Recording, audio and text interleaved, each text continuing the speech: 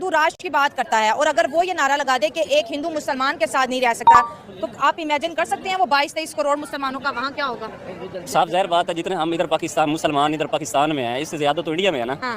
तो इसी वजह से हमें हमेशा एक यूनाइटी का पैगाम देना चाहिए, ताकि वहाँ पे जो बैठे हैं उनके लिए भी मसला का प्रॉब्लम ना क्रिएट हो। यहाँ से बात रही है तो इंडिया के मुसलमानों में भी थॉट्स आए कि वो हिंदू मुस्लिम इकट्ठे नहीं रह सकते, तो दंगा फिर वहाँ और भड़केगा। जी बिल्कुल, इसी हम तो यही चाहते हैं कि अमन हो, चाहे वो बॉर्डर के पार हो या इधर हो, हमेशा अमन की बात करनी चाहिए और बॉर्डर खुलने चाहिए ताकि हमारी हो। ये जो 76 सालों से कौम को उलझा के रखा हुआ है कि ये हो गया वो हो गया, अब ये 21वीं सदी आ गई है, पूरी दुनिया ने बॉर्डर खोले हैं, तो हमारा ये भी फर्ज बनता है कि हम भी खोलें अपने। नफरत जो है नहीं, किसी से भी, इंसानियत से नफरत होनी नहीं चाहिए। हम तो इस पे यकीन रखते हैं, तो हम इंसानियत पे यकीन रखते हैं। हम यही चाहिए कि जहाँ पे इंसान है, हाँ जी, आप हमेशा खुश रहें, चाहे आप इंडिया में हैं चाहे इधर हैं पाकिस्तान। बस बाकी ये है, हर किसी के अकायद होते हैं, उसको आप चेंज नहीं कर सकते। तो हमें भी चाहिए मुसलमानों को कि वो इंडिया के अकायद का ख्याल रखें, जो वहाँ पे है मुस्लिम और जहाँ हिंदू हैं उनको चाहिए कि वो मुसलमानों के अकायद का ख्याल रखें। मतलब बिलीव्स। जी बिलीव्स, क्योंकि एक जो आप एक जिस चीज़ पे स्टैंड कर रहे होते हैं वो साफ ज़ाहिर अकायद होता है आपका, तो उस पर किसी को भी छेड़ने की इजाजत नहीं होनी चाहिए। किसी के मजहब के साथ छेड़छाड़ की